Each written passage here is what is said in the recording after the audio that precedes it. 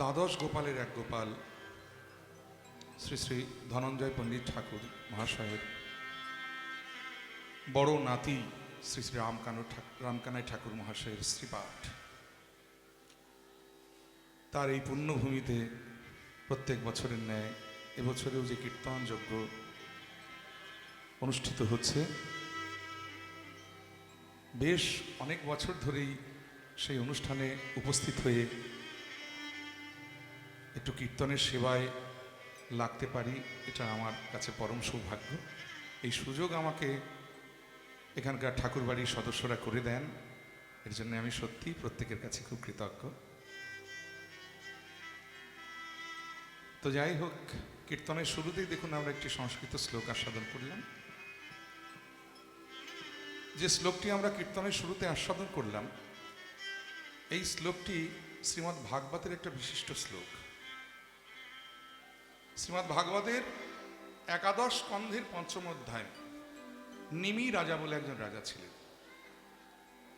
তো সেই নিমি রাজা মনে মনে চিন্তা করলেন, তিনি শুনতে পেলেন যে তার রাজ্যে 9 জন বড় বড় যোগী বাস করছে। তা ভাবলেন, এত বড় বড় যোগীরা আমার রাজ্যে বাস করছে, সেই যোগীদের ডেকে নিয়ে এসে যদি তাদের মুখের বাণী একটু আস্বাদন করতে পারতাম। তা সঙ্গে সঙ্গে 9 জন যোগীকে সংবাদ দেওয়া হলো। আর সেই 9 জন যোগী এসে নিমি রাজার রাজসভাকে অলঙ্কৃত করে বসে সেদিন নিমি রাজাকে যে উপদেশগুলো দিয়েছিলেন সেগুলোকে একত্রে বলা হয় নব যোগীন্দ্র সংবাদ। এই যে 9 জন বড় বড় যোগী, এই 9 জন বড় বড় যোগীর মধ্যে একজন যোগী ছিলেন যিনি ছিলেন আবার ত্রিকালজ্ঞ ঋষি। তিনি বর্তমান, ভূত, ভবিষ্যৎ তিনটেই বলতে পারতেন, যার নাম ছিল করভাজন মুনি। নামটা করভাজন কেন হয়েছিল না, তিনি কোনো পাত্রে ভোজন করতেন না, করের দ্বারায় ভোজন করতেন বলে তার নাম হয়েছিল করভাজন মুনি। যাই হোক,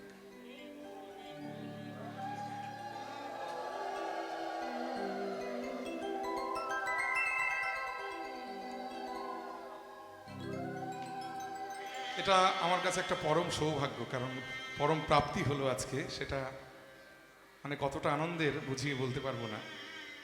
আমার কীর্তনের কয়েকজন গুরুর মধ্যে একজন অন্যতম গুরু ইনি মুর্শিদাবাদের শ্রীখোল বাদক শ্রীযুক্ত পীযূষ বিশ্বাস মহাশয়। মনোহর শাহী ঘরানার প্রচুর গান ওনার কাছে আছে এবং আমরা সেই গান পেয়ে থাকি ওনার কাছ থেকে। অত্যন্ত স্নেহ করেন আমায়। নতুন কোনো গানের খবর পেলে সবার আগে আমায় ফোন করে বলে, পলাশ তোমার জন্য গান আছে একটা। এটা আমার কাছে পরম প্রাপ্তি। বৃন্দাবন থেকে সবাই ফিরলেন কিছুদিন আগেই, আমার জন্য বৃন্দাবন থেকে এই মালাটি এনেছেন। এটাই মুলুকের শ্রীপাঠে উনি আমার গলায় পরিয়ে দিলেন, আমি ধন্য হলাম। জয় নিতাই।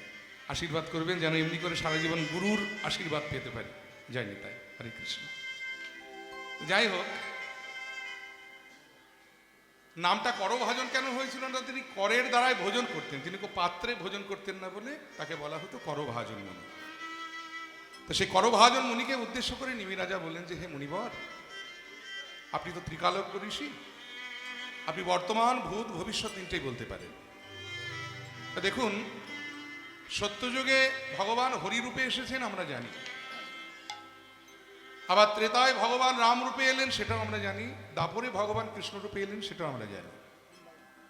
কিন্তু যে যুগ এখনো আসেনি, যে আগত কলিযুগ, সেই কলিযুগে ভগবান কি রূপে আসবেন যদি তার একটু বর্ণনা আপনি দিতেন, আমরা বড় কৃতার্থ হতাম। তাই কথা শুনে করভাজন মুনি বললেন যে, হে রাজন, শুধু কলিযুগের ভগবানের স্বরূপ নয়, কলিযুগের ভগবান কেমন দেখতে হবে, তার স্বরূপটা কি হবে এবং তাকে আমরা কিসের দ্বারায় আরাধনা করব, আমি একটা শ্লোকের 2টি লাইনে আপনাকে বলে দিচ্ছি, আপনি মন দিয়ে শ্রবণ করুন। তাহলে শ্লোকটা হলো কি না, কৃষ্ণ বর্ণং তিসা কৃষ্ণ সাঙ্গপাঙ্গস্ত্র পার্ষদ যজ্ঞৈ সংকীর্তন প্রায় যজন্তি সুমেধস। অর্থাৎ প্রথম লাইনে বলে দিলাম, দেখুন কলিযুগের ভগবানের বৈশিষ্ট্য। কলিযুগে যে ভগবানকে আমরা পাবো, সেই ভগবানের মোট 4টি বৈশিষ্ট্য থাকবে। কি কি না, 1 নম্বর হলো তিনি কৃষ্ণ বর্ণং, আর 2 নম্বর হলো তিসা কৃষ্ণ। তিসা মানে ত্বক। এই তিসা কৃষ্ণম শব্দটাকে যদি সন্ধি বিচ্ছেদ করি তাহলে কি দাঁড়ালো? তিসা যুক্ত অকৃষ্ণম, তিসা কৃষ্ণ একসঙ্গে হলে তিসা কৃষ্ণ। তাহলে তিসা যুক্ত অকৃষ্ণম, তিসা মানে ত্বক, অকৃষ্ণম মানে কালো নয়, মানে ত্বকের দ্বারা তিনি কালো হবেন না, মানে তিনি ফর্সা হবেন। তাই যদি হবে তাহলে প্রথম বৈশিষ্ট্য বলা হলো কৃষ্ণ বর্ণম। তা কৃষ্ণ বর্ণম বলতে সাধারণত আমরা কি বুঝবো? কৃষ্ণ মানে কালো, বর্ণম মানে রং, মানে কালো রঙের ভগবান। তাহলে সেটাই যদি হবে তাহলে 2 নম্বর বৈশিষ্ট্য বলা হলো তিসা কৃষ্ণ, মানে তিনি ত্বকের দ্বারা কালো হবেন না, মানে তিনি ফর্সা হবেন। তাহলে কৃষ্ণ বর্ণম শব্দের অর্থ কিন্তু এখানে কালো রঙের ভগবান নয়। এখানে কৃষ্ণ বর্ণম শব্দের অর্থ হলো কৃষ্ণ বর্ণয়তি য সকৃষ্ণ বর্ণম, অর্থাৎ মুখে দিন রাত তিনি কৃষ্ণ বর্ণ উচ্চারণ করবেন। এটাই গৌর হরি বল। তাহলে কলিযুগে যে ভগবানকে আমরা পাবো সেই ভগবানের 1 নম্বর বৈশিষ্ট্য হলো তিনি মুখে দিন রাত কৃষ্ণ বলবেন। আর 2 নম্বর ত্বকের দ্বারা তিনি কালো হবেন না, মানে তিনি ফর্সা হবেন। আর 3 নম্বর কি না সাঙ্গ পাঙ্গস্ত, অর্থাৎ তিনি অস্ত্র নিয়ে আসবেন। অস্ত্র বলতে আমরা কি বুঝি? তীর ধনুক, তরবারি, বল্লভ, সুদর্শন, বলে এগুলো ভগবান আর 3 যুগে এনেছেন, কলিযুগে এই অস্ত্র নয়। তাহলে কলিযুগে যে অস্ত্রটা নিয়ে ভগবান আসবেন সেই অস্ত্রটার নাম হলো প্রেম রূপী অস্ত্র। তাই প্রেম রূপী অস্ত্র ধারণ করে তিনি আসবেন। আর 4 নম্বর বৈশিষ্ট্যটা কি? সাঙ্গ পাঙ্গস্ত্র পার্ষদম, মানে তিনি একা আসবেন না, তিনি সপার্ষদ আবির্ভূত হবে। এটা গেল কলিযুগের ভগবানের 4টি বৈশিষ্ট্য। এবার তার আরাধনা দ্বিতীয় লাইনে। তাকে আমরা আরাধনা করব কিসের দ্বারায়? না যজ্ঞই সংকীর্তন প্রায়, মানে যজ্ঞের দ্বারাই আরাধনা করব। যজ্ঞ বলতে আমরা সাধারণত কি বুঝি? বেলকাঠ পুড়িয়ে, টিন ঘি পুড়িয়ে, ইন্দ্রায় স্বাহা, বরুণায় স্বাহা, বিষ্ণুবে স্বাহা, বলে এ যজ্ঞ আর 3 যুগে হয়ে গেছে, কলিযুগে এই যজ্ঞ নয়। কলিযুগে যে যজ্ঞের দ্বারা আমরা ভগবানকে আরাধনা করব সেই যজ্ঞটা হলো সংকীর্তন রূপী যজ্ঞ। নিতাই গৌর হরি বল। তাহলে সংকীর্তন রূপী যজ্ঞের দ্বারা আমরা তাকে আরাধনা করব। তিনি কে? তিনি আমাদের কৃষ্ণ চৈতন্য মহাপ্রভু। তবে সবাই কি আরাধনা করবে? বলেন না। আরাধনা কারা করবে? যজন্তিহি সুমেধাসা। যজন্তিহি মানে আরাধনা করবেন, সুমেধাসা মানে জগতে যারা সুমেধাবান, মানে মেধাবান অর্থাৎ বুদ্ধিমান, কেবল তারাই সংকীর্তন রূপী যজ্ঞের দ্বারাই আমার ভগবানকে আরাধনা করবেন। এটাই গৌর হরি বল, হরি বল। সেই সংকীর্তনের পিতা আমার চৈতন্য মহাপ্রভুর শ্রীচরণে প্রণাম জানিয়ে আমরা আস্বাদন করছি আমাদের বর্তমান পরিবেশিত লীলা শ্রী শ্রী গৌর গোবিন্দের দান লীলা। জয় নিতাই। তদ্ভাবাচিত গৌরচন্দ্রিকা। আগে একটু গৌরাঙ্গের ভাব আস্বাদন করব, তারপরে আমরা বৃন্দাবন লীলা আস্বাদন করব। মহাজন লীলার এক পাশে দাঁড়িয়ে বললেন যে গৌরাঙ্গ চাঁদের মনে আজ কি ভাব উঠিল, নদিয়ার মাঝে গোরা দান ও শিরজিল। এখানে দান শব্দের আক্ষরিক অর্থ হলো কর, মানে ইংরেজিতে যাকে আমরা ট্যাক্স বলে থাকি। ভগবান আজকে নদিয়ার রাজপথে দাঁড়িয়ে কর চাইছে। একজন নদিয়ার নাগরিক আর একজন নদিয়ার নাগরিককে ডেকে বলছে, ওই দেখ রে কিসের দান চাহে আমার, কিসের দান চাহে আমার, আহা কিসের দান চাহে আমার, কিসের দান চাহে আমার, কিসের দান চাহে আমার গোরা, আমার গোরা দিজ মনি,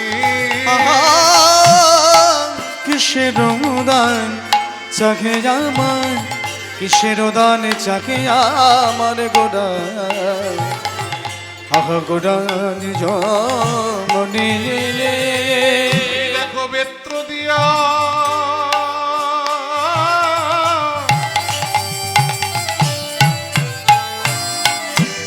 আগুলিয়া, আহা বেত্র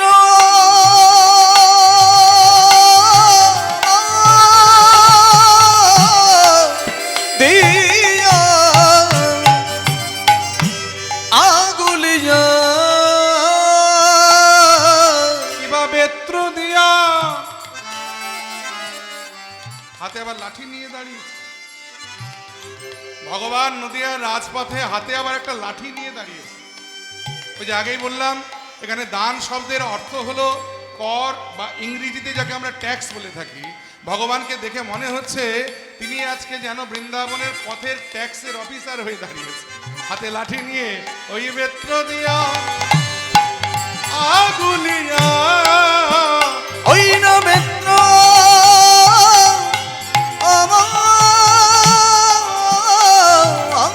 দিয়া, বেত্র দিয়া আগুলিয়া, বেত্র দিয়া আগুলিয়া রাখো, রাখো এ তরুণী। ওই বেত্র দিয়া আগুলিয়া, ওই না বেত্র দিয়া আগুলিয়া দেখো, রাখো এ তো যদি কিছু বুঝিতে নারী গো, কিছু বুঝিতে নারী গো, বলি কিসের দান চাহে গোরা বুঝিতে নারী গো, ওই কিসের দান জাগে গোরা বুঝিতে নারী গো, কিসের দান চাহে গোরা বুঝিতে নারী গো। কিসের দান চাহে গোরা বেত্র দিয়া ওই আগুলিয়া, কিসের দানে জাগে গোরা, বেত্র দিয়া ওই কিসের দানে জাগে গোরা, বেত্র দিয়া ওই কিসের দানে জাগে গোরা, বেত্র দিয়া আহা কিসের দানে জাগে, আহা বেত্র দিয়া বুঝিতে নারী গো। ভগবান দান চাইছেন মানে কর চাইছেন, অর্থাৎ ইংরেজিতে যাকে আমরা ট্যাক্স বলে থাকি। তো ট্যাক্স আমরা সরকারকে দিই, ভগবানকে কেন দেব? দেখবেন সরকার আমাদের কাছ থেকে ট্যাক্স কালেক্ট করবার জন্য বিভিন্ন রকম ডিপার্টমেন্ট খুলে রেখেছে, সেখানে বড় বড় অফিসার বসে রেখেছে মাইনে দিয়ে। দেখবেন একটা নিয়ম আছে, বাৎসরিক যার যত আয় হবে সেই আয়ের একটা পার্সেন্টেজ সরকারকে দিতে হয়, যাকে বলা হয় আয়কর বা ইনকাম ট্যাক্স। আবার আর এক প্রকারের ট্যাক্স আমরা সরকারকে দিয়ে থাকি, সেটা হলো দোকানে এক্ষুনি একটা রেপুটেড প্রোডাক্ট কিনতে যান, দেখবেন তার গায়ে তার দাম লেখা আছে, পাশে ব্র্যাকেটে লেখা থাকে ইনক্লুসিভ অল ট্যাক্সেস। সরকার এখান থেকে একটা ট্যাক্স নিচ্ছে যার নাম হলো সেল ট্যাক্স বা বিক্রয় কর। আবার আমরা যারা পঞ্চায়েতের এলাকায় বসবাস করি খুব ভালো করে জানি, দেখবেন পঞ্চায়েতের অধীনে একটা গৃহ তৈরি করেছি বলে সেই গৃহটা নির্মাণ করবার জন্য প্রত্যেক বছর আমাদের একটা ট্যাক্স দিতে হয় পঞ্চায়েত। এটা যদি না দেওয়া যায় সময় মতো, তাহলে আপনি যদি পঞ্চায়েতে গিয়ে একটা ক্যারেক্টার সার্টিফিকেট চান সেটাও পাবেন না। আপনি মিউনিসিপ্যালিটির এলাকায় বসবাস করলে সেখানে গিয়ে ওখানে দিতে হবে কর, ওই ট্যাক্সটা। এখন কথা হলো যে প্রাকৃত জগতে বাড়ি বানিয়ে আমরা সরকারকে ট্যাক্স বা কর দিতে পারি, কিন্তু ভগবান যে আমাদের এত সুন্দর একটা বাড়ি বানিয়ে দিয়েছে, দেহ বাড়ি, আমরা কোনোদিন ভেবেছি যে দেহ বাড়ির ট্যাক্স বা কর আমাদের ভগবানকে দিতে হতে পারে? হয়তো প্রশ্ন করতে পারেন, বাবা তুমি কীর্তনিয়া হয়েছে বলে একবার যা বলবে তাই বিশ্বাস করে যাও। তুমি দেহটাকে বাড়ি বলছো, আগে প্রমাণ করো যে দেহটা বাড়ি। কারণ বাড়ি কাকে বলা হয় না, কতগুলি ঘরের সমষ্টি হলো একটা বাড়ি। দেখবেন যার যেমন সঙ্গতি তার বাড়িতে ততগুলি ঘর থাকে। কারো বাড়িতে থাকার মানুষ নাই, 10-20টা ঘর খালি পড়ে আছে, আবার কারো বাড়িতে থাকার মানুষ আছে অথচ ঘর নাই। তো তুমি যে তোমার দেহটাকে বাড়ি বলছো, আগে প্রমাণ করো যে তোমার দেহ বাড়ির মধ্যে কতগুলি ঘর আছে। এটা প্রমাণ করতে বেশি সময় লাগবে না, কারণ বাংলার একজন বিখ্যাত লোককবি এই দেহ বাড়ির সম্বন্ধে বর্ণনা করতে গিয়ে বলেছেন এখানে কতগুলো ঘর আছে জানেন? 8 কুঠুরি, 9 দরজা, 8টা, যার মধ্যে মধ্যে ঝরকা কাটা, গয়া কুঠুরি, 9 দরজা, 8টা, যার মধ্যে মধ্যে ঝরকা কাটা,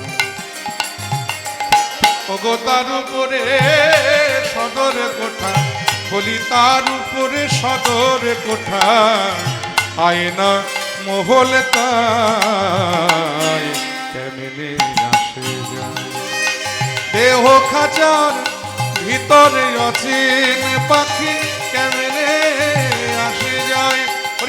দেহ খাঁচার ভিতর অচিন পাখি কেমনে আসে যায়। তাহলে দেখুন প্রমাণ হয়ে গেল যে দেহটা একটা বাড়ি, কারণ এখানে 8খানা ঘর আছে, আর সেই 8খানা ঘরের মাঝে আবার 9টা দরজা, যেখানে এই বাড়ির মালিকটা নিভৃতে বসবাস করে এই বাড়িটাকে দেখভাল করবার জন্য। শুধু তাই নয়, বছর বছর বাড়িতে দেখবেন আমরা রং করি, দেওয়ালে সুন্দর রং করি, সুন্দর আসবাবপত্র দিয়ে ঘর সাজাই, ঝাড়বাতি, লাইট ইত্যাদি, কিন্তু একবারও ভাবি না যে বাড়িটাকে এত যত্ন করে সাজাই সে বাড়ি কিন্তু বেশি দিনের জন্য না। তেমনি দেহ বাড়িকে আমরা সাজাই, কি মায়েরা সাজাই না? কত দামি দামি সাবান, snow powder, nail polish, lipstick, কত কিছু, কিন্তু একবারও ভাবি না যে বাড়িটাকে এত যত্ন করে সাজাচ্ছি সে বাড়ি কিন্তু বেশি দিনের জন্য নয়। তার কারণে যে কবি বললেন না, মন তুই রইলি এই খাঁচারি যাসে, ওরে খাঁচা যে তোর কাছা বাসে, মন তুই রইলি এই খাঁচারি আসে, ওরে খাঁচা যে তোর কাছা বাসে। বলি কোন দিন খাঁচা পড়বে খসে, ওরে কোন দিন খাঁচা পড়বে খসে, ওই লালন ভেবে কয় কেমনে আসে এই খাঁচার ভিতর অচিন পাখি কেমনে আসে যায়। এই খায় গৌর হরিবল অচিন পাখি কেমনে আসে যায়। ও তারে ধরিতে পারলে মন বেড়ে, ধরিতে পারলে মন বেড়ে, আমি দিতাম পাখির পায় কেমনে আসে যায়। দেহ খাঁচার ভিতরে অচিন পাখি কেমনে আসে যায়। দেহ খাঁচার ভিতর অচিন পাখি কেমনে আসে যায়। ও পাখি কেমনে আসে যায়, ও পাখি কেমনে আসে যায়। পাখি কেমনে আসে যায়। তাহলে প্রাকৃত জগতে বাড়ি বানিয়ে আমরা সরকারকে ট্যাক্স দিতে পারি, কিন্তু ভগবানের তৈরি করে এত সুন্দর অপ্রাকৃত দেহ বাড়িটা ট্যাক্স কিন্তু আমরা ভগবানকে দিই না। ভগবানকে সেই দেহ বাড়ির ট্যাক্স বা কর চাইছে, তা কি দেব ভগবানকে? আমরা যতদূর জানি ভগবানের নাকি অভাব কিছু নেই। ঐশ্বর্যস্য সমগ্রস্য বীর্যস্য যশস্য শ্রিয় জ্ঞান বৈরাগ্যস্য ইতি সন্ন্যাং ভগবতীঙ্গন। ঐশ্বর্য, বীর্য, শ্রী, যশ, জ্ঞান, বৈরাগ্য যাতে পূর্ণরূপে বিদ্যমান, এই বিশ্ব ব্রহ্মাণ্ডের মতো কোটি কোটি বিশ্ব ব্রহ্মাণ্ড যায়, তার তো কোনো কিছুর অভাব নেই। কিন্তু এত কিছু থাকতেও দেখবেন ভগবানের একটা স্বভাব আছে। ভগবান চোখ বুজে হা করে বসে থাকে, ভক্ত কখন তাকে একটা নকল দানা দেয়। নকল নয়, নকুল। অস্বীকার বাদ দিলে নকলই হবে, খুব বেশি দাম নয়। আপনি এক্ষুনি দোকানে কিনতে যান, 2 টাকা নিয়ে, তাতে যতগুলো দোকানদার দেবে তা দিয়ে 10 দিন হলেও ভগবানকে দিতে পারবে, কিন্তু সেটুকু আমরা ভগবানকে দিতে পারি না, বাজে খরচা হয়ে যাবে। তাই একজনের অনেক ধন সম্পদ, তো সে আবার ভগবান মানেনি, কিন্তু তার স্ত্রী আবার একটু ভক্তিমতী, স্নান সেরে ভগবানকে একটু জল মিষ্টি দেন, বরাদ্দ 2 টাকার নকুল দানা দিয়ে 10 দিন চালাতে হয়, তার আগে চাইলে পাওয়া যাবে। এই সপ্তাহে একটু বেশি বেশি দিতেই 6 দিনই ফুরিয়ে গেছে। স্বামী যখন বাজারে যাচ্ছে, স্ত্রী বলছে, শুনছো বাজার থেকে ফেরার পথে আমার গোপালের জন্য 2 টাকার নকুল দানা এনে। বলে সে কি? এই তো সেদিন এনে দিলাম, এর মধ্যে ফুরিয়ে গেছে, যত সব বাজে খরচ যায়। চিন্তা করুন, 2 টাকার নকুল দানা ভগবানের জন্য আনবে, সেটা তার কাছে বাজে খরচ। তাই বলি কি যে হে ভগবান, এটা আমার ভাষা, আমি বলছি যে হে ভগবান, এই যে একটু আগে শুনতে পেলাম তুমি নাকি বিশ্ব ব্রহ্মাণ্ডের মতো কোটি কোটি বিশ্ব ব্রহ্মাণ্ডের মালিক, তোমার নাকি কোনো কিছুর অভাব নেই, তা তোমার এত লোভ কেন হে বাবু? দোকানে নকুল দানার অভাব নেই, তোমারও ধন সম্পত্তির অভাব নেই, তুমি যাও না দোকান থেকে 2 টাকা কেন 10 টাকার কিনে খাও না, কে তোমায় বাধা দিচ্ছে? এই ভিখারির মতো ভক্তের কাছে আবার চেয়ে খাওয়ার দরকার কি? শাস্ত্রে বললেন বাবা, চেয়ে খাওয়ার কিনে খাওয়ার মধ্যে একটু পার্থক্য আছে। কিরকম? প্রাকৃত জগতের এক পিতা বাজারে যাচ্ছে, তার ছোট্ট ছেলে বায়না ধরলো, বাবা বাজার ঘাট করে আমার জন্য একটু খাবার নিয়ে ফিরো। কিন্তু তা বাবা বাজার ঘাট করে ছেলের জন্য গোটা 10 বিস্কুট কিনে নিয়ে বাড়িতে এসেছে। 10 টাকার বিস্কুট কিনেছে, ছেলের হাতে ঠোঙাটা দিয়েছে, ছেলে আনন্দে নাচতে নাচতে ঠাকুমার কোলে গিয়ে বসে ঠোঙা থেকে বিস্কুট বার করে একটা একটা করে খেতে শুরু করেছে। বাবা দূরে দাঁড়িয়ে দাঁড়িয়ে দেখছে, আরে কি স্বাদে আমার ছেলেটা বিস্কুটগুলো খাচ্ছে, না জানি বিস্কুটে কত টেস্ট, একটা বিস্কুট একটু খেয়ে দেখতে পারলে হতো। বাবার একটু লোভ হয়ে গেছে, হাত বাড়িয়ে বলে, শোনা আমায় একটা বিস্কুট দাও। ছেলে বলছে, আমার বিস্কুট তোমায় দেবো কেন? চিন্তা করো। এইমাত্র বাবা তার পকেটের নগদ 10 টাকা দিয়ে বাজার থেকে 10খানা বিস্কুট এনে ছেলের হাতে দিয়েছে, আর যেই ছেলে বিস্কুটের ঠোঙাটা হাতে পেয়েছে অমনি বলছে, আমার বিস্কুট তোমায় দেবো কেন? বাবা বলছে, বাপরে বাপ, তুই এত হিংসুটে, আমি তোকে 10টা বিস্কুট এনে দিলাম, আমায় একটা অন্তত দে। ও ঠাকুমা, এ দেখো না বাবা আমার কাছে বিস্কুট চাইছে। ঠাকুমার কাছে নালিশ। ঠাকুমা বলছে, দাদু ভাই, বাবা যখন চেয়েছে তখন আর দেরি করো না, কারণ এই সুযোগ তুমি জীবনে বারবার পাবে। এই তো দেবার তোমার প্রকৃত সময়, এখন থেকে দেওয়াটা অভ্যেস করো, কারণ এখন তুমি বাবাকে যত দেবে ভবিষ্যতে বাবার কাছ থেকে তুমি ততটাই পাবে। দেওয়াটা অভ্যেস। ছেলে বলছেন, আমি তাহলে একটা দেবো না, আমি আধখানা দেবো। বলে ঠিক আছে, তুমি আধখানায় দাও। তা যেটা ছেলে খাচ্ছিল তার অর্ধেকটা খাওয়া হয়েছে, আর অর্ধেকটা তখনও খাওয়া হয়। সেই আধখানা খাওয়া বিস্কুট নিয়ে গিয়ে বাবার হাতে দিয়েছে, আর বাবা কি করলেন দেখুন, ছেলের খাওয়া সেই আধখানা বিস্কুট বদনে দিয়ে পরমানন্দে সেবা করতে লাগলেন। আচ্ছা বাবারা ভাবুন তো, মায়েরা ভাবুন তো, ওই বাবা কি পারতেন না বাজারে গিয়ে আরো 10 টাকা কেন 20 টাকার বিস্কুট কিনে খেতে? নিশ্চয় পারতেন। কিন্তু তা না খেয়ে ওই বাবা কি করলেন, ছেলের কাছ থেকে চেয়ে ছেলের খাওয়া আধখানা বিস্কুট খেয়ে তিনি সন্তুষ্ট হলেন।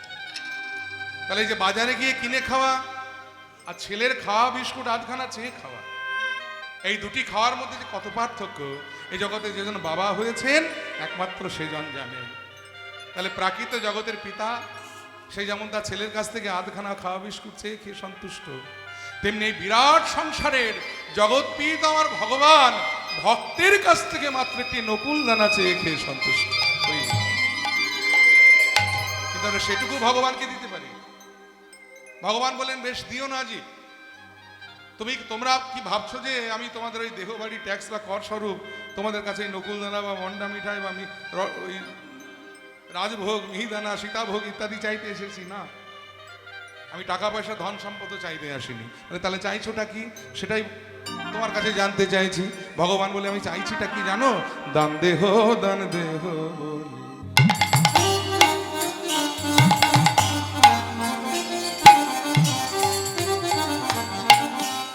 আমার আমার আমার গোরা, আমার আমার প্রাণ গোরা, আমার আমার গোরা, আমার আমার প্রাণ গোরা, আমার আমার রসরাজ গোরা, আমার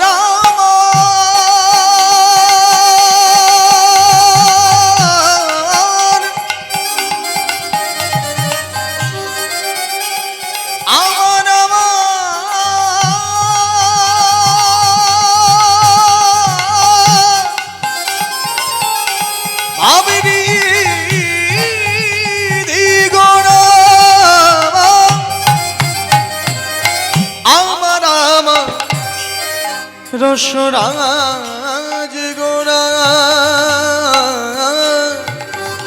আমার ভাবনিধি আবের গোরা, আমার আমার রসরাজ গোরা, দান দেহ, দান দেহ বলে গোরা ঘন ডাকে, দান দেহ, দান দেহ বলি আমার গোটা ঘন ডাকে। নদিয়ার নাগরী তারা আজি পরলবি পাকে, নদিয়া নাগরী যারা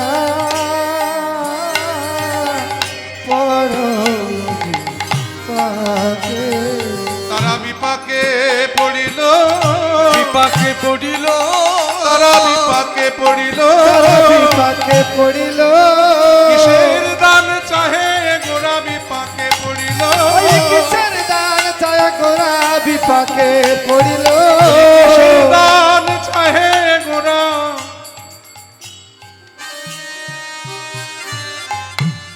কিসের দান চাহে গোরা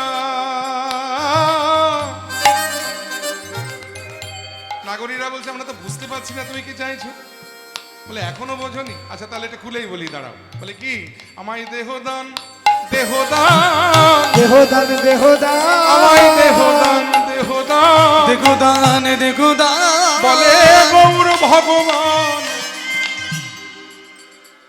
বলে গৌর ভগবান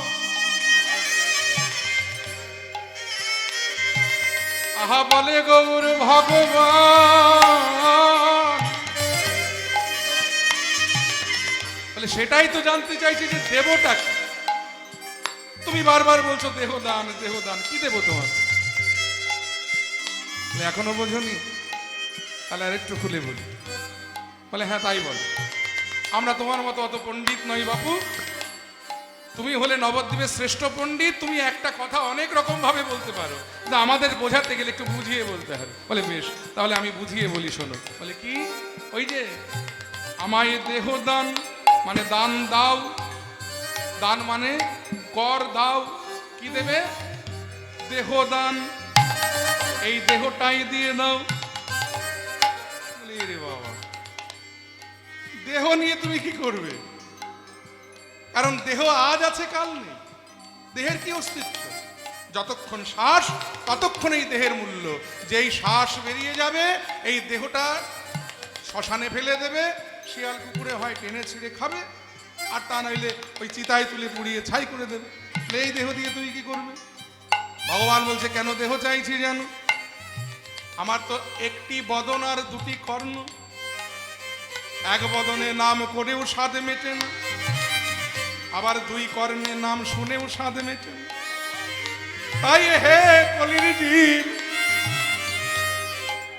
তোমরা যদি তোমাদের দেহটাই আমায় দিয়ে দাও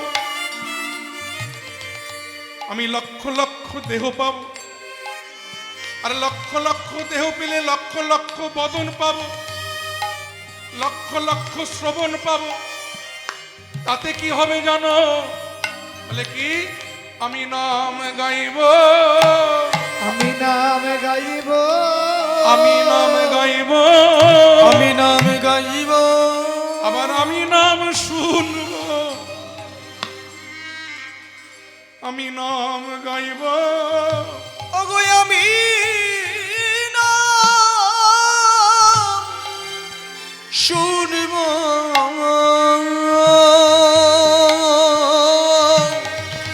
আমি নাম গাইব ওই আমি নাম শুনব আমি নাম গাইব ওগো আমি নাম শুনব আমি নামে গাইব আমি নাম শুনব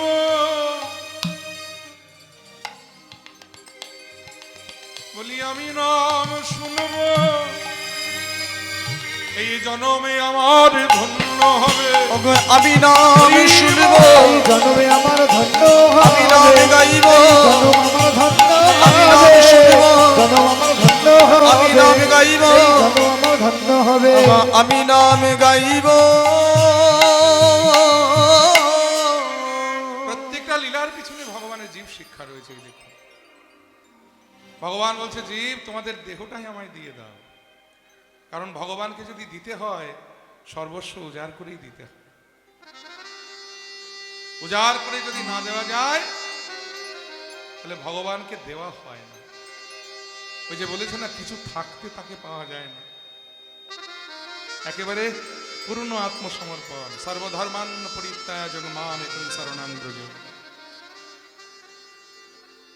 সব কিছু পরিত্যাগ করে আমাকে স্মরণ করো আমার চরণকে আশ্রয় করো ভগবান বলেছে শরণাগতি তবেই ভগবানকে দেওয়া হয় আর ভগবানকে সম্পূর্ণ রূপে না দিতে পারলে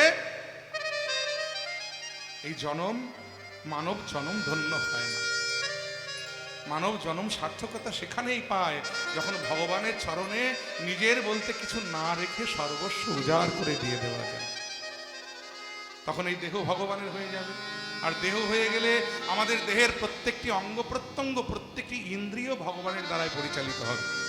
বদন ভগবানের হয়ে যাবে, শ্রবণ ভগবানের হয়ে যাবে। তখন বদনে ভগবানের নাম উচ্চারণ হবে, শ্রবণে ভগবানের নাম শ্রবণ হবে, তবে জনম ধন্য হবে। যদিও আরেকটি কারণেই দান আমি চাইছি, কারণ আর একদিন আমি চেয়েছিলাম, যেদিন বৃন্দাবনে লীলা করেছিলাম, সেই কৃষ্ণ অবতারে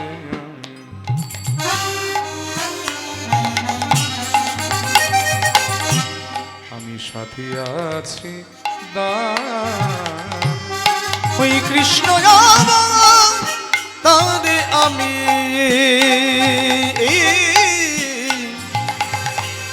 সাথী আছি দান। ওগো কৃষ্ণ অবতারে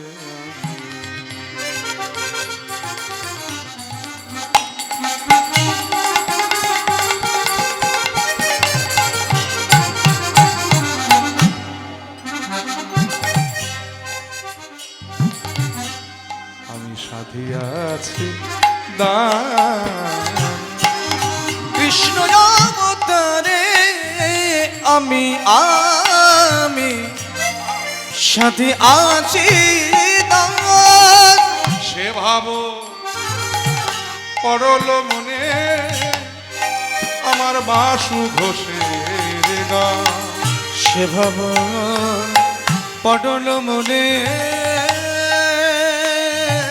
ভাবে মনেতে পড়েছে, মনেতে পড়েছে, ভাবে মনেতে পড়েছে, ভাবে মনেতে পড়েছে। বৃন্দাবন লীলার ভাব মনেতে পড়েছে, বনলীলার ভাব মনেতে পড়েছে, বৃন্দাবন লীলার ভাব।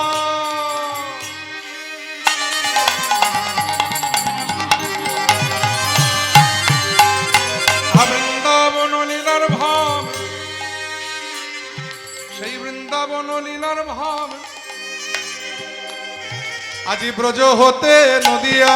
ওই বৃন্দাবন লীলার ভাব, ব্রজ হতে নদিয়ায়, বৃন্দাবন লীলার ভাব, ব্রজ হতে নদিয়ায়, বৃন্দাবন লীলার ভাব, ব্রজ হতে নদিয়ায়, বৃন্দাবন লীলার ভাব, ব্রজ হতে নদিয়ায়, বৃন্দাবন ভাবে মনেতে পড়েছে। আহা সে ভাব পড়ল মনে আমার বাসু ঘোষে গানের। সে ভাব মনে বাসু ঘোষে গানে রে। সে ভাব পড়ল মনে বাসু ঘোষে গানে। সে ভাব পড়ল মনে বাসু ঘোষে গায়ে রে। সে ভাব পড়ল মনে বাসু ঘোষে গানে রে। ধনী ধনী বাসু ঘোষে গায়ে রে। বাসু ঘোষে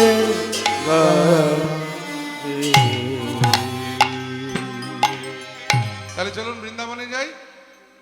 এতক্ষণ নবদ্বীপে ছিলাম, এবার যাবো সেই মধুময় শ্রীধাম বৃন্দাবন। কিন্তু বৃন্দাবনে যাই বললে তার যাওয়া যায় না, অনেক দূরের পথ, সময় সাপেক্ষ ব্যাপার। টিকিট পেতে হবে কনফার্ম, নইলে ওয়েটিং লিস্ট হবে। তো যাই হোক, বৃন্দাবনে যাওয়ার একটা সহজ উপায় আছে, সেটা হলো আমরা যদি আমাদের মন নিয়ে যাই মধুময় শ্রীধাম বৃন্দাবন। তো কথা হলো, মন যদি বৃন্দাবনে চলে যায়, বৃন্দাবন কোথায়? যেখানে নিত্য সেবা হয় বিগ্রহ, সেখানেই বৃন্দাবন। যেখানে সাধু গুরু বৈষ্ণবের আগমন, সেই তো মধুর বৃন্দাবন। যেখানে হয় হরি নাম সংকীর্তন, সেই তো মধুর বৃন্দাবন। তাহলে আসুন এই বৃন্দাবনে আমরা সবাই মিলে আমাদের মনটাকে বলি, চলে রে আমার মন মধুর বৃন্দাবন। যমুনা পুলিনে যেথায় কমালের বন, চলে রে আমার মন ওই মধুর বৃন্দাবন। যমুনা পুলিনে যেখানে কামাল দিব একবার চলে রে আমার মন, সেই মধুর বৃন্দাবন। আহা যমুনা পুলিনে যেথায় কমালের বন, চল রে আমার মন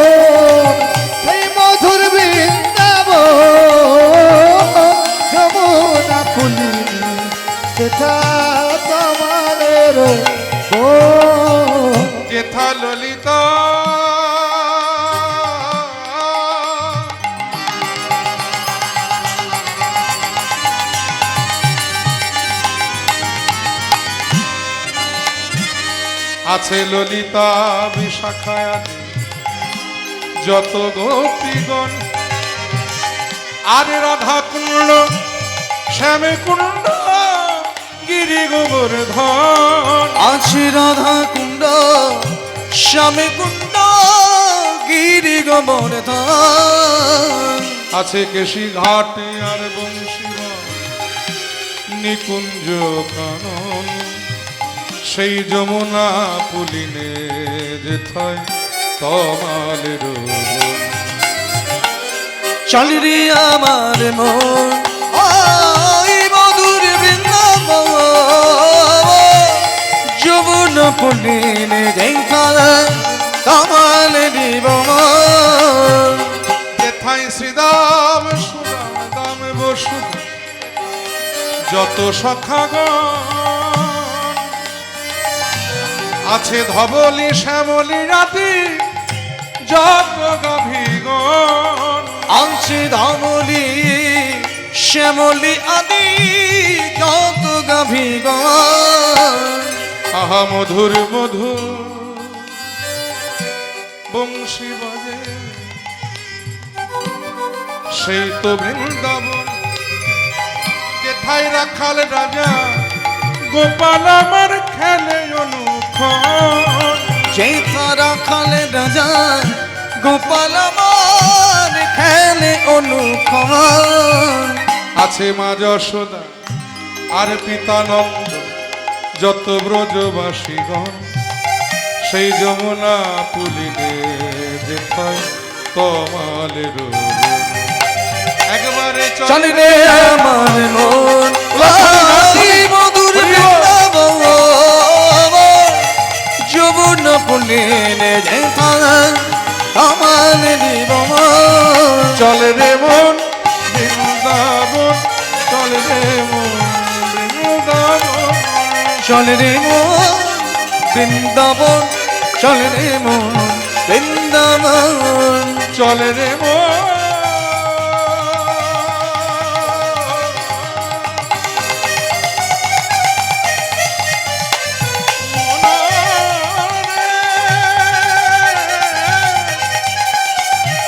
চলো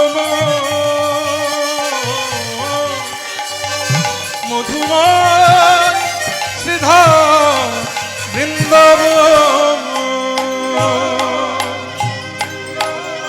বলো বৃন্দাবন ধাম কি, শ্যাম সুন্দর মদন মোহন কি, রাধে শ্যাম রাধারানী কি। তাহলে আমরা সবাই মিলে এলাম মধুময় শ্রীধাম বৃন্দাবনে। বিষয় শ্রীকৃষ্ণের দান লীলা, যায়নি তাই ভগবান শ্রীকৃষ্ণচন্দ্র তার প্রিয় সখা, প্রিয় নম্র সখা, প্রাণ সখা ইত্যাদি সখাদের সঙ্গে বৃন্দাবনের গোষ্ঠ গোচারণে বিনোদ খেলায় মত্ত ভগবান খেলছে।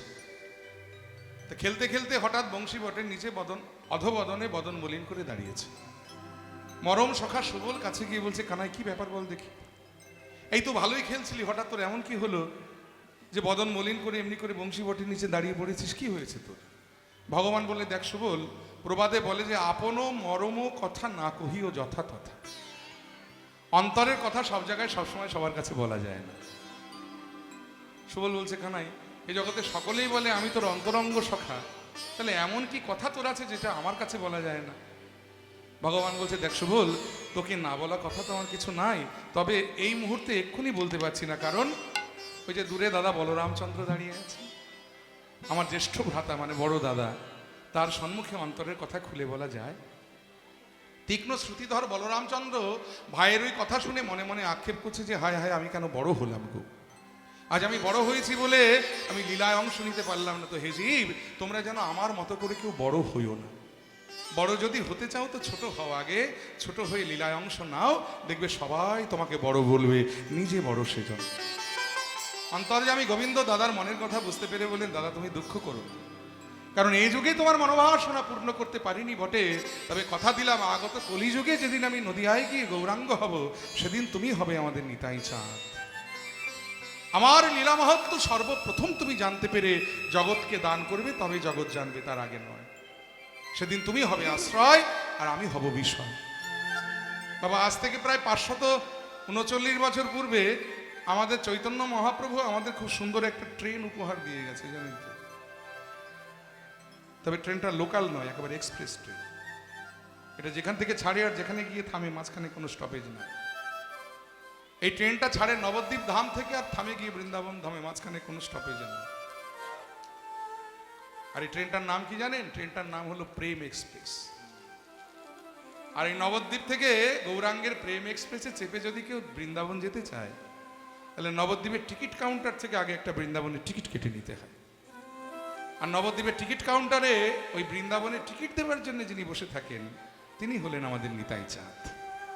এই নিতাই চাঁদ যদি কৃপা করে কাউকে টিকিট দেন, তবেই সে গৌরাঙ্গের প্রেমের গাড়িতে চাপতে পারে, আর তবেই সে ব্রজধামে প্রবেশ করতে পারে। কারণ নিতাই হলেন আশ্রয় আর গৌর হলেন বিষয়। নিতাই চরণ আশ্রয় না করলে গৌর বিষয় পাওয়া যায় না, আর গৌর বিষয় না পেলে ব্রজ লীলা সাধন করা যায় না। বলরামচন্দ্র বলেন, বেশ তাই ভাই, তাহলে তোর লীলা তুই কর, আমি আজ থেকে আর তোর লীলার মধ্যে রইলাম না। এই দেখ, আজ থেকে আমি বৃক্ষতলে ঘুমালাম। যেদিন এই ব্রজ ছেড়ে নদিয়ায় যাওয়ার সময় হবে, সেদিন দাদা চৈতন্য হও বলে আমায় ডেকে নিয়ে যাস। সুবল বললে, কানা এবারে তো দাদা ঘুমিয়েছে, এবারে বল তোর মনের কথা কি? ভগবান বললেন, দেখ সুবল, তোর বদন পানে চেয়ে না আমার সেই প্রেমময়ী রাধারানীর কথা মনে পড়ে গেছে। এই সুবলকে বলা হয় গোবিন্দের রাধা উদ্দীপনের গুরু। অবশ্য তারও একটা কারণ আছে। কারণটা কি না, সুবলের বদনের সঙ্গে আমাদের রাধারানীর বদনের একটু মিল আছে। মিলটা কেন আছে একটু খুলে বলি। রাধারানীর পিতার নাম দেখুন বৃষভানু রাজা। এই বৃষভানু রাজারা তিন ভাই, যথা বৃষভানু, চন্দ্রভানু, সুভানু। বৃষভানু রাজার দুটি কন্যার একটি পুত্র। পুত্রটি সকলের বড়, যার নাম শ্রীদাম, যিনি ভগবানের প্রিয় সখা। আর কন্যা দুটি হলেন রাধারানী। রাধারানীর ছোট একটা বোন ছিলেন, যার নাম ছিল অনঙ্গ মঞ্জুরি। চন্দ্রভানুর একটি কন্যা, যার নাম চন্দ্রাবলী, আর সুভানুর একটি পুত্র, যার নাম হলো সুবল। তাহলে শ্রীরাম, রাধারানী, অনঙ্গ মঞ্জুরি, চন্দ্রাবলী, সুবল, এরা হলেন জ্ঞাতি ভাই বোন, মানে জ্যাঠতো কাকাতো ভাই বোন। অনেক সময় দেখবেন এই জ্যাঠতো খুঁড়তো ভাই বোনদের সঙ্গে কারো না কারো একটু মুখের মিল থাকে। এই সুবলের বদনের সঙ্গে রাধারানীর বদনের একটু মিল আছে। তো আমার গোবিন্দ খেলতে খেলতে যখনই সুবলের বদন পানে চায়, অমনি তার রাধারানীর কথা মনে পড়ে যায়। তাই সুবলকে বলা হয় গোবিন্দের রাধা উদ্দীপনের গুরু। তো ভগবান বলছে, সুবল, তোর বদন পানে চেয়ে আমার সেই প্রেমময়ী রাধারানীর কথা মনে পড়ে গেছে। আর যে খেলতে ইচ্ছে করছে না, আমার বড় রাধা বদন দেখতে ইচ্ছে করছে। সুবল বলে, এতক্ষণ আমায় কেন বলিস নি? আমি না তোর মরম সখা, আমি না তোর অন্তরঙ্গ সখা? এই গোচারণের দায়িত্ব আমার রইল, যা তুই তোর মনোবাসনা পূর্ণ করে আয়। এই সুবলের করে সকল গোচারণের দায়িত্ব সঁপে দিয়ে আমার ভগবান চলেছেন রাধা বদন দর্শনের উদ্দেশ্যে বৃন্দাবনের পথে। আজ বিনোদ খেলা,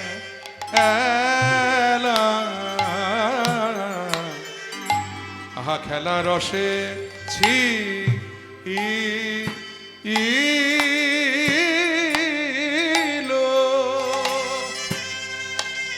ও ছিল কানা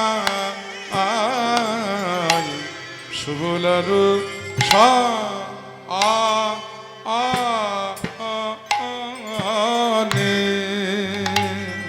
আজ বিনোদ খেলা, মরম সখা সুবল সনে গো, আজ বিনোদ খেলা। মরম সখা সুবল সনে, আজ যমুনা পুলিন পুলিন রঙ্গে মরম সখা সুবল সনে। আঘা যমুনা পুলিন রঙ্গে, আঘা মরম সখা সুবল সনে। যমুনা পুলিন রঙ্গে মরম সখা সুবল সনে। যমুনা পুলিন রঙ্গে, আঘা মরম সখা সুবল সনে। যমুনা পুলিন রঙ্গে, আঘা মরম সখা সুবল সনে। যমুনা পুলিন রঙ্গে মরম সখা সুবল সনে।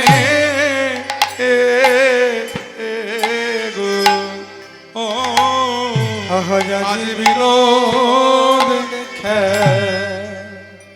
খেলার রসে ছিল কানাই সুবলের সনে, হেন কালে রাধা বদন পড়ে গেল মনে। এই গানটি সাধারণত আমরা মাতন দশপিড়েতে গেয়ে থাকি, বড় দাসপিড়ে। আগে মাতান হবে, তারপরে দাসপিড়ে। কিন্তু এই গানটি পরবর্তীকালে আমি পিচুসদার কাছে এই মধ্যম দশকোষী তালে শিখেছি। সেটা যেহেতু গুরুদেব সামনে আছে বসে, এই জন্য আমি এই মধ্যম দশকোষী তালে এটা শোনালাম। দ্বিতীয় তালে সোম, এই মধ্যম দশকোষী তাল 14 মাত্রা। তো যাই হোক, খেলার রসে ছিল কানাই সুবলের সনে, হেন কালে রাধা বদন পড়ে গেল মনে। সঙ্গে সঙ্গে ভগবান কি করলেন? আপনার ধেনু সব সঙ্গী গণে দিয়া, আপনার ধেনু সব সঙ্গী গণে দিয়া, আপনার ধেনু সব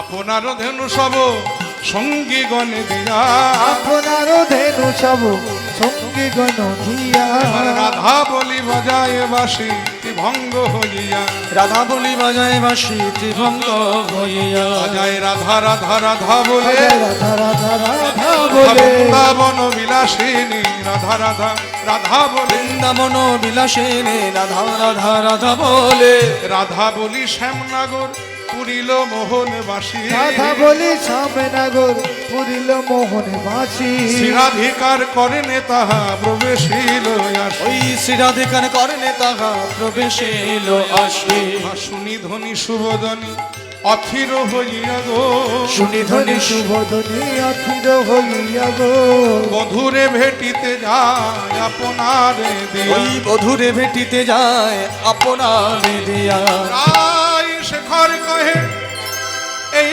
কথা বটে, এই কথা বটে, চলো সবে যাব মোরা, যাব মোরা যমুনার তটে, যমুনার তটে। কৃষ্ণ অনুরাগিনী রাধারানী তিনি বসেছিলেন নিজ সখীদের মাঝে, নিজ মন্দির মাঝে। আর ঠিক এমন সময় কৃষ্ণের বংশীধ্বনি তার শ্রবণে বাজে। আর বাঁশি শুনে রাধারানী আকুলিনী হয়ে পাশে সখী ললিতাদি বিশাখাবৃন্দকে ডেকে বলে, সখী রে, ওই শোন, আমার প্রাণনাথের বাঁশি বাজে সখী, আমি যে আর ঘরে রইতে নাই, চল যাই কৃষ্ণ দর্শন করে আসি। সখীরা বলে, রাধে, যে ঘরে বসত করো ঘর তো তোমার ভালো নয়, যে জটিলা কুটিলার ঘর, যে ঘরে বসে তোমার কৃষ্ণ কথা কইতে মানা, কৃষ্ণ ভজনে শত বাধা, আর সেই ঘর থেকে তুমি যেতে চাইছো কৃষ্ণ দর্শনে, কি সম্ভব? রাধারানী বলে, সখী, উপায় কি কিছু নাই? সখীরা বলেন, উপায় একটি আছে না, বৃন্দাবনে যার কৃপা হলে কৃষ্ণ বদন দর্শন করা সম্ভব। কৃষ্ণ লীলার যিনি সহায়কারিণী, তিনি হলেন বৃন্দাবনের যোগমায়া যোগেশ্বরী, তাকে স্মরণ করো। এই রাধারানী এবার সকল সখীগণকে সঙ্গে নিয়ে মা যোগ মায়াকে স্মরণ করতে লাগলেন। বিপদ তারিণী মা, তুমি অশেষ দয়া তোমার, আমার আপদ বিপদ আধার পথে সঙ্গী তুমি আমার। বিপদ তারিণী মা, তুমি মাগো জগদম্বা জগদ্ধাত্রী দয়াময়ী, অভাগিনীর দুঃখ হরমা শক্তি রূপা ব্রহ্মময়ী, আমারে ঘোর বিপদে আর কে আছে আমার মা, কে আছে আমার আপদ বিপদ আধার পথে সঙ্গী তুমি আমার। বিপদ তারিণী মা, মা যা আনন্দ সে কি নিরানন্দে থাকি, যার ইহকালে পরকালে, ও যার ইহকালে পরকালে মা যারে আনন্দে রাখে মা গো, মা যার আনন্দ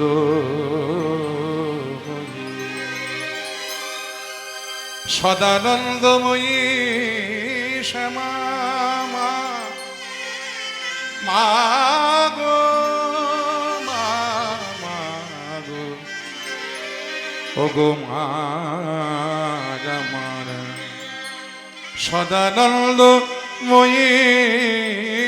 শ্যামা, অনুপম গুণ ধামা, সে যে সদা শিবের মনোরমা, সদা সদানন্দ হৃদয়ে জাগে মা গো, মা যার আনন্দ